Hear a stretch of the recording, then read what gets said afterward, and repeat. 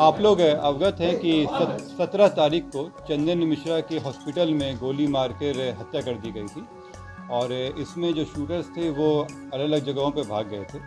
अनुसंधान शुरू करते हुए पटना पुलिस के द्वारा विभिन्न जगहों पर रेड छापामारी लगातार की जा रही थी और इसमें कई लोगों से पूछताछ की गई। इसमें जब टीम को भेजा गया अलग जगहों पर तो जो इसमें मेन शूटर थे तौसीफ, उनको कलकत्ता में घेरा गया। कलकत्ता पुलिस, कलकत्ता एसटीएफ के द्वारा बहुत ही सराहनीय सहयोग दिया गया हम लोगों को और उस सहयोग के बदौलत ही तौसीफ की गिरफ्तारी कलकत्ता से हो पाई है। तौसीफ के साथ 3 अन्य व्यक्ति भी वहाँ पे मिले हैं जिनका इस षड्यंत्र में रोल रहा था। अभी तक जो प्रिलिमिनरी पूछताछ हुआ है इसमें ये बात आई है कि तौसीफ के भाई हैं, मौसेरे भाई हैं निशू खान, उनके घर पे ये सारे षड्यंत्र रचा गया था। षड्यंत्र रचने में कई जगहों से इनपुट आया था, लेकिन निशू खान के घर पे ही लोग जमा हुए थे, वहीं से ये कार्य किया गया था। निशू खान के अलावा जो 2 व्यक्ति और पकड़ाए हैं ये उनके सहयोगी रहे हैं और उसमें उनके भागने में सहयोग किया गया था। तौसीफ खान पूर्व में भी अपराधी रहे हैं, इन पे पूर्व में NDPS, arms act, attempt to murder का केस रह चुका है। निशू खान के ऊपर भी रंगदारी और आर्म्स एक्ट के केस पहले भी रह चुके हैं। इसमें बाकी दो लोग हैं, 2 लोगों के बारे में आपराधिक इतिहास हम लोग निकलवा रहे हैं। इन चारों को कलकत्ता में पकड़ा गया है। कलकत्ता में पकड़ने के बाद इसमें विधिवत इनका ट्रांजिट रिमांड के लिए अप्लाई किया गया है। ट्रांजिट रिमांड लेकर इनको यहाँ लाया जाएगा और फर्दर पूछताछ किया जाएगा। इसमें मैं फिर से पटना पुलिस के तरफ से कलकत्ता पुलिस और कलकत्ता एसटीएफ के लिए बहुत ही शुक्रगुजार हूँ कि जिस तरह से उन्होंने सहयोग किया है इसी तरह से ये सहयोग अपेक्षित है और हम सभी जितने भी अलग अलग जगहों के पुलिस हैं एक दूसरे को सहयोग करें तो ये अपराध पे एक बड़ी चोट हम लोग कर सकते हैं। सर, इसमें स्टेटमेंट आया है कि वो इसमें इन्वॉल्व नहीं था और वो वहाँ था भी। निशू खान के घर पे ही ये कार्रवाई हुई थी और निशू घटना के थोड़ी देर पहले ही निशू खान ने अपनी गाड़ी से इन लोगों को लेकर भागा। वो गाड़ी में मौजूद था, उसी की गाड़ी का इस्तेमाल किया गया था, उसके एविडेंस आए हैं हम लोगों के पास। बाकी जो अनुसंधान का विषय है, अनुसंधान में जैसा आता है वैसा हम कार्रवाई करेंगे। ये सब अनुसंधान का विषय है। जब उनको ट्रांजिट रिमांड से यहाँ लाया जाएगा, कोर्ट में प्रस्तुत किया जाएगा, तो हम लोग डिमांड लेकर उनसे पूछताछ करेंगे। उसमें उनके सहयोगी हैं हर्ष और दूसरा है भीम। ये निशू के साथ में रहते थे और निशू को पूर्व में गोली लगा था, इसलिए उसके केयर टेकर के रूप में ये लोग थे। सुबह भागने में और तौसीफ को भगाने में और छिपाने में इनका अहम रोल है। सर, ये 5 लोग जो सर शूटर थे, इनमें से कितना आप लोगों ने ट्रैक किया अब तक? मतलब इसमें सभी को हम लोग आइडेंटिफाई कर चुके हैं और सभी के पीछे टीम लगी हुई है। जो मेन थे तौसीफ, इनकी गिरफ्तारी हो गई है, बाकी लोगों पे भी जल्द ही कार्रवाई। मतलब 4 शूटर अभी भी फरार हैं। और जैसे मैंने कल बताया था आप लोगों को, इन्फॉर्मेशन भी दिया था कि 3 के विरुद्ध हम लोग इश्तिहार लिए थे, इसमें से 1 तो पकड़ा गए हैं, 2 के विरुद्ध इश्तिहार का तामिला बाकी है, तामिला हो चुका है, इसमें अग्रतर कार्रवाई बाकी है। सर, पहले भी आपने कहा था शेरू गैंग का कुछ इसमें मिला है। जैसे मैंने कहा कि अभी अनुसंधान का विषय है, ये लाने का इनसे पूछताछ हो पाएगी तभी चीज़ें क्लियर होंगी। ये सब अनुसंधान में अभी बताना उचित नहीं होगा, लेकिन मैं आप लोगों के सामने एक शिकायत भी रखना चाह रहा हूँ कि जिस तरह से मीडिया के द्वारा अपुष्ट खबरों को सही खबर बना के किया गया है, ये बहुत ही शर्मिंदगी की बात है। इससे हमारा अनुसंधान बाधित हुआ और हम लोग जो उसको पहले पकड़ लेते, ये इसमें डिले हुआ। ये मीडिया को भी सोचना चाहिए कि बिना पुष्टि किए हुए केवल इस होड़ में कि वो ब्रेकिंग न्यूज़ बना सकें, ये दिया गया उचित नहीं है और इस पर हम लोग एक्शन लेने वाले हैं। जिन लोगों के द्वारा भी अपुष्ट खबरें दी गई हैं उनसे एक शोकॉज किया जाएगा कि क्यों नहीं उनको हमारे अनुसंधान में बाधा पहुंचाने के लिए इसमें अभियुक्त बनाया जाए। और मीडिया से भी मेरी हिदायत है कि समय समय पे हम लोग और पटना पुलिस और बिहार पुलिस के द्वारा आप लोगों पे से वार्ता किया जाता है, जो भी पुष्ट खबरें होंगी वो उस पर डाले जाएंगे। अपुष्ट खबरें फैलाना ये अफवाह भी है और हमारे अनुसंधान को बाधित भी करता है। तो आप लोगों से अनुरोध भी है और आप लोगों को हिदायत भी है कि बिना पुष्टि किए हुए इसको चलाने पे कार्रवाई होगी। आप लोगों को अब जैसे मैंने बताया कि 4 लोगों को कलकत्ता में ट्रांजिट रिमांड के लिए ले जाया गया है, कोर्ट की प्रक्रिया है।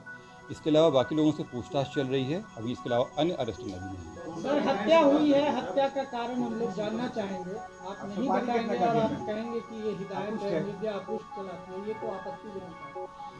आप स्वयं जानते हैं इसमें कि मीडिया कई दिनों से दिखा रही थी कि कई लोग पकड़ा गए हैं। अगर वो मुझे प्रूफ दे सकते हैं उस चीज़ का तो मुझे कोई आपत्ति नहीं है, अपने शब्द वापस ले लूँगा। लेकिन नहीं, अगर वो इस तरह का है उनके पास तो मुझे कोई आपत्ति नहीं है इसमें। लेकिन आप लोग जब तक पुष्टि ना हो अफवाह ना फैलाएं, क्योंकि ये काम पहले भी हो जाता है। ये से वो स्पष्ट हो पाएगा कि क्या है। पोस्टमार्टम रिपोर्ट अभी हम लोग को मिला नहीं है। हम लोगों ने रिक्वेस्ट किया है कि वो जल्द दे दें। जैसे ही आता है उससे स्पष्ट होगा कि ये हत्या है या एक्सीडेंट का मामला है। ये अभी पीएम रिपोर्ट हम लोगों को नहीं प्राप्त हुई है और इसलिए अभी इस पर हम कमेंट नहीं कर पाएंगे। ये इन्वेस्टिगेशन का पार्ट है, अभी इसको हम लोग आपको डिटेल्स नहीं देंगे।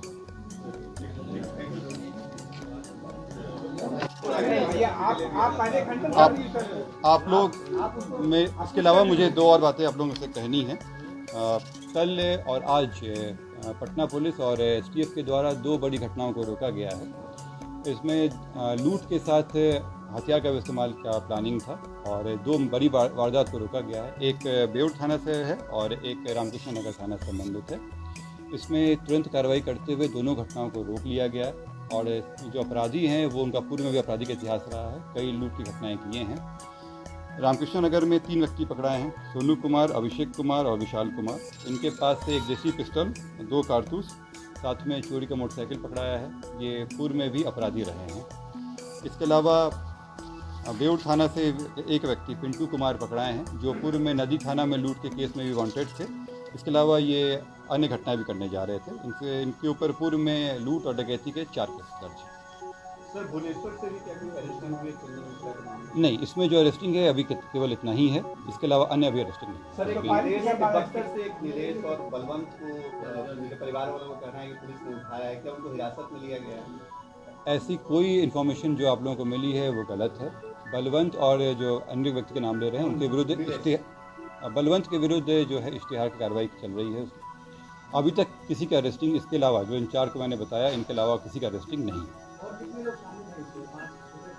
5 शूटर के अलावा 2 हम लोग जानकारी में पहले से थे, 2 और अन्य आए हैं। इसमें 9 तो सामने आ चुके हैं हमारे। इसके अलावा अन्य लोग भी हैं जिनका इसमें षड्यंत्र करने में रहा है।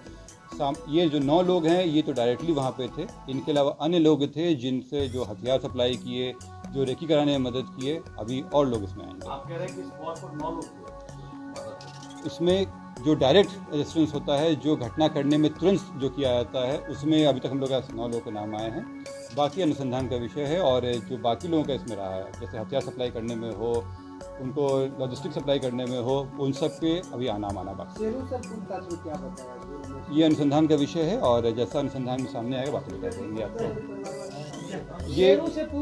ये हॉस्पिटल की जो बात है, इस पे हम लोग जांच कर रहे हैं कि कैसे बिना रोक टोक के, बिना किसी जांच के वो अंदर चला गया और जिस तरह से वो गया है क्लियर था कि पहले भी वो वहाँ पे जाता था।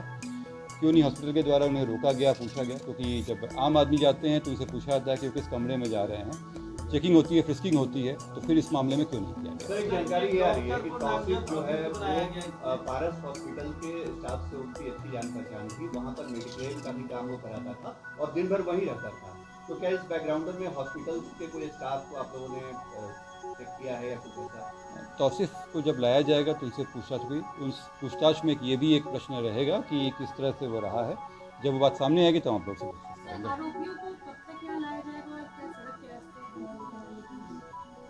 इसमें जो विधि हम लोग का जो समझ कार्रवाई है उसमें पहले ट्रांजिट रिमांड लिया जाता है, कोर्ट में ले जाया जाएगा और फिर उनको यहाँ लाया जाएगा। किस तरह से लाया जाएगा ये बताना उचित नहीं होगा, पर उनको लाया जाएगा। ये अनुसंधान का विषय है, ये अभी हम लोग रिवील नहीं करेंगे। अभी उनको आने दीजिए, पूछताछ में स्पष्ट हो जाएगा सब कुछ। ये चीज़ें जब तक आप लोगों को एविडेंस के साथ हम लोग प्रस्तुत ना कर दें, अभी उस पर हम लोग कमेंट नहीं करेंगे। तो सर, पुलिस की लापरवाही भी सामने आई है। पुलिस की लापरवाही आने पे ही कुछ लोगों पर कार्रवाई हुई है और अगर किसी अन्य की भी आती है तो उस पर भी कार्रवाई होगी। अभी हथियार बरामदगी नहीं है।